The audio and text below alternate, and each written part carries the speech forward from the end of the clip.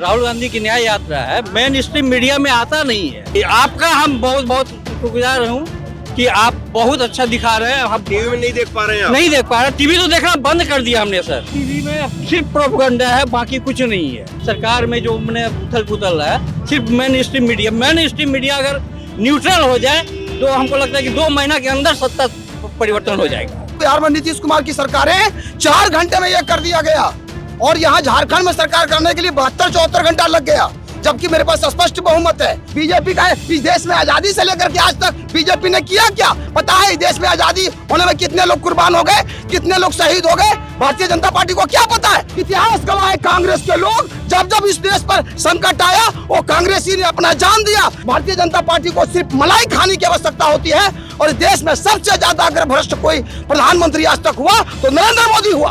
कुछ नहीं किया ये देश में, देश की तमाम संपत्ति को इन्होंने बेच डाला।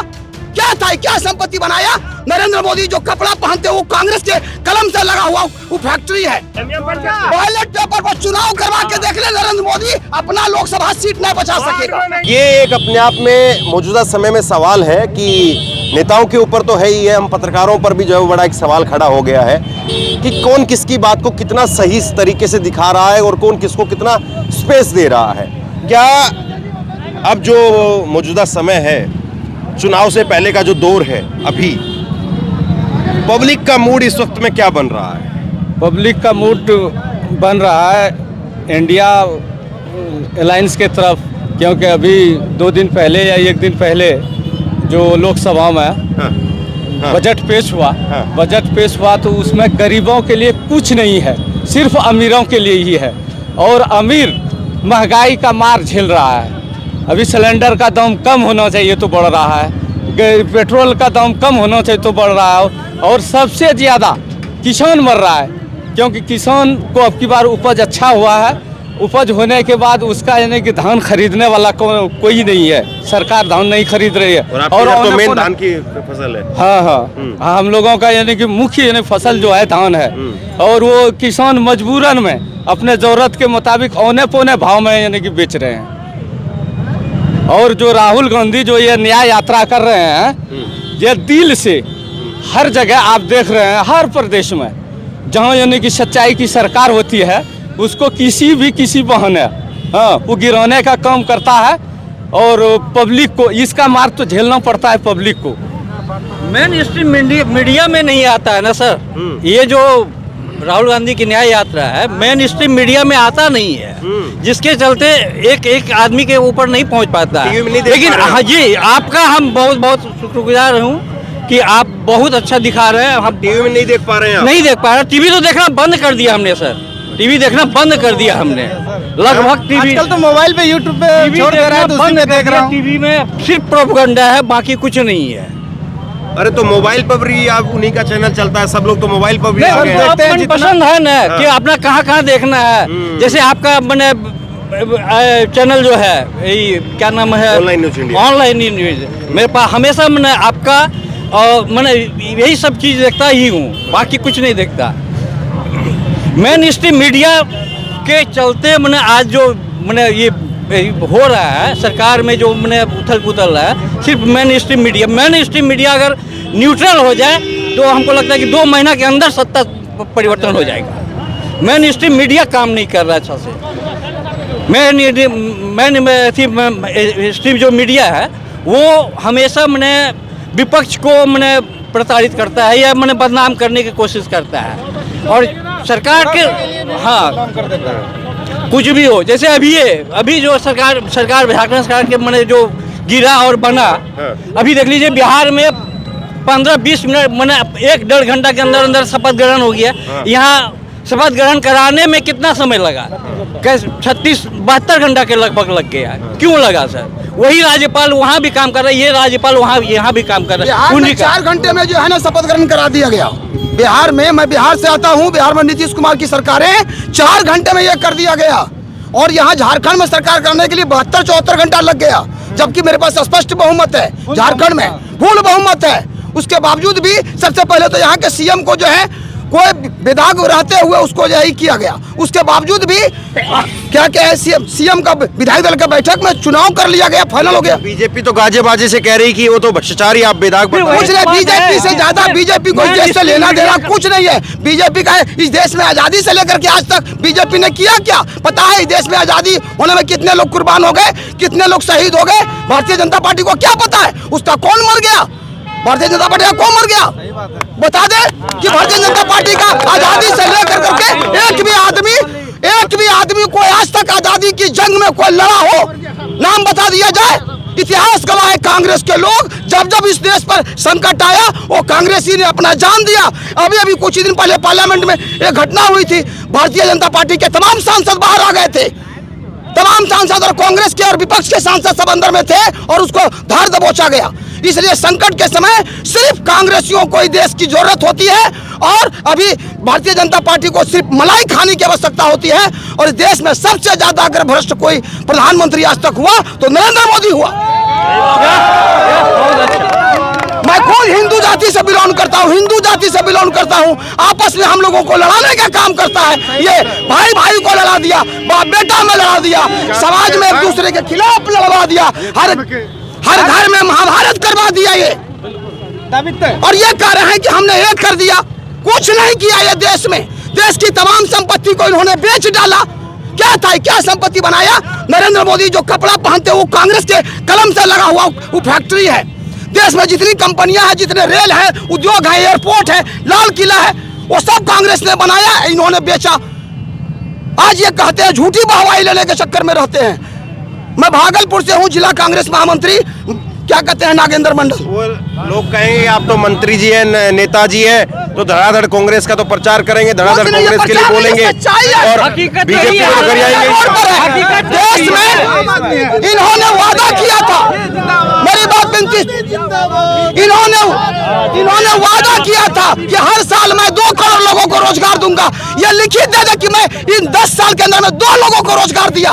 अगर नरेंद्र मोदी 2 लोगों को रोजगार दिया उसका लिस्ट भेज दे, 1 लोगों को नहीं।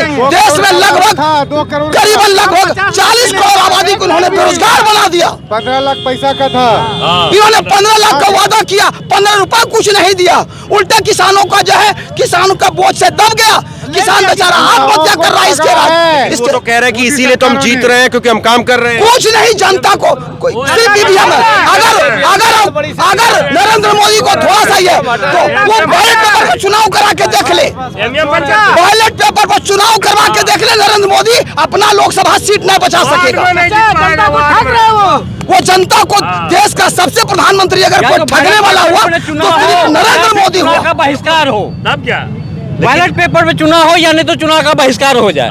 हम कांग्रेस भाई से भी कहेंगे कि कांग्रेस को बहिष्कार कर दीजिए। चाह रही है बैलेट पेपर पर चुनाव हो और उसके बाद देख लिया जाएगा कि क्या होता है। विपक्ष रहेगा, सिर्फ वो अपना सत्ता संभालते रहे, 554 सीट वही ले ले। ये जो आप कांग्रेस के नेता हैं, तो कांग्रेस फिर लोग ये कहेंगे कि यात्रा छोड़ करके ईवीएम की यात्रा निकालिए।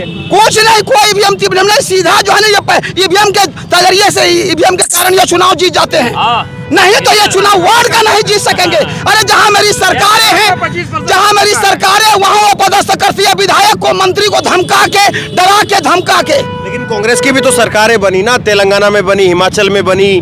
नो कोई ऐसा बात नहीं, इनके कृपा है, वहाँ मेरा आदमी तटस्थ है, उसका एक बहाना है ऐसी राज्यों में कुछ नहीं है, क्योंकि वहाँ उनका एक थोड़ा सा भी वजूद नहीं है। अगर वहाँ सरकार बना लेता तो बीजेपी क्या जवाब देती? जब वहाँ एक वोट नहीं आता और ईवीएम के चलते अगर सरकार बना लेगा तो फिर जवाब क्या देता? यहाँ तो बिहार और झारखंड या मध्य प्रदेश, छत्तीसगढ़ जहाँ भी है, वहाँ तो मैंने कुछ न कुछ तो था। अगर सत्ता परिवर्तन होने का था तो बीजेपी जान रहा है कि हम सत्ता परिवर्तन कर सकते हैं, वहाँ अपना ईवीएम का काम कर लिया। तेलंगाना में ये हुआ कि मैंने वहाँ उनको कहीं एक वोट था नहीं, एक एमपी या एमएलए का वोट है नहीं, वहाँ तो उसको करना ही था, वहाँ छोड़ दिया गया। वो तो टाइमिंग पे, ईवीएम में टाइमिंग पर खेल है, पूरा टाइमिंग किया हुआ रहता है, सेट किया जाता है कि कहाँ ईवीएम, कौन सा ईवीएम देना है। किस क्षेत्र में कौन सा ईवीएम देना है, बस टाइमिंग में खेल है, सारा टाइमिंग पर खेल है, बाकी कुछ नहीं है। बैलेट पेपर पर क्यों नहीं करा रहे हैं? कराइए बैलेट पेपर पे। आज के डेट में देश में पुनः अंग्रेज का शासन स्थापित हो गया है। सारा देश गुलामी की ओर है, देश गुलाम है। तो क्यों नहीं दे रहा है? इसलिए इसमें कहीं दो राय की बात नहीं है। फिर से देश में स्वतंत्रता का राज लाना है। अरे अमृत काल है, अमृत महोत्सव चल कोई अमृत काल नहीं है। देश के लिए हम लोग सच्चे सपूत हैं। इसलिए कोई अमृत काल पर ये झूठा आश्वासन देते हैं लोगों को। हमारी संपत्ति को उन्होंने बेच दिया, डाल दिया। क्या कहते हैं, अडानी को, फल्ला को, रेल को बेच दिया, फल्ला को बेच दिया। इसके खरीदा हुआ संपत्ति था क्या, इन्होंने बेच डाला। देश के लोगों से इन्होंने पूछा था, देश की जनता चुनाव जिता के भेजा। प्राइवेटाइजेशन तो कांग्रेस ने भी किया। नहीं किया था वैसा नहीं किया था कांग्रेस के लोगों ने कि तुम सब संपत्ति ले लो और हम गुलाम बन के रहे। ऐसा कांग्रेस ने आज तक नहीं किया है। देखिए सवाल ये है, हाँ बोलिए। बोलना है कि देखिए पूरे भारतवर्ष में हिंदू मुसलमान सब एक है और नरेंद्र मोदी जो जीतते हैं तो ईवीएम से ही जीतते हैं। अगर हिंदुस्तान में हिंदू मुसलमान का कोई तफरका होता तो ये नरेंद्र मोदी जी अयोध्या में मंदिर बनवाए, प्राण प्रतिष्ठा किया, कोई उसका विरोध किया? सिर्फ वो अपने भाषण से हवा में हिंदू मुसलमान कर रहा है और उसका बहुत बड़ा हथियार है ईवीएम। चुनाव जीतने का बहुत बड़ा हथियार है ईवीएम। यहाँ हिंदू मुसलमान जैसे पहले जिस तरह से रह रहे थे भाईचारगी से, दोस्त यानी कि एक दूसरे के साथ स्वार्थपूर्ण, उसी तरह से अभी भी रह रहे हैं। चलिए, तो अब सवाल यही है कि सिर्फ और सिर्फ ये जो बातें हैं या ये जो भावनाएं हैं, ये कांग्रेस के इस यात्रा में आए हुए लोगों की है या आम जनमानस तक ये चीज़ें पहुंच गई हैं? आम जनमानस, आम जनता, आम पब्लिक, हर आदमी, क्या वो वाकई इस लय में, इस भाव में आज बह रहा है और इसी भाव के साथ में आज उठ खड़ा हुआ है? और सवाल ये है कि अगर मौजूदा वक्त में अगर चीज़ें इस तरह से ही हो रही है तो फिर कैसे जो है वो देश में लोकतंत्र के अंदर लोगों की बात को अनसुना आप कर सकते हैं? जब इतने लोगों की अगर राय अगर इस तरह से हो चली है तो क्या मौजूदा सरकार वो लोगों की इस राय को दरकिनार करके ही सिर्फ आगे बढ़ेगी? सवाल ये भी। शेयर कीजिए इस खबर को, लोगों तक पहुंचाइए और इसी तरह की तमाम खबरों के लिए ऑनलाइन न्यूज इंडिया को सब्सक्राइब कीजिए। साथ में जो बेल आइकन है घंटी उसको जरूर दबाइए ताकि जैसे ही कोई खबर अपलोड करें उसकी नोटिफिकेशन सीधे सबसे पहले आपको मिल सके। अगर इस वीडियो को आप फेसबुक पर देख रहे हैं तो फेसबुक पर हमारे पेज को लाइक कीजिए, फॉलो कीजिए और इस खबर को शेयर कीजिए। आपका बहुत बहुत धन्यवाद।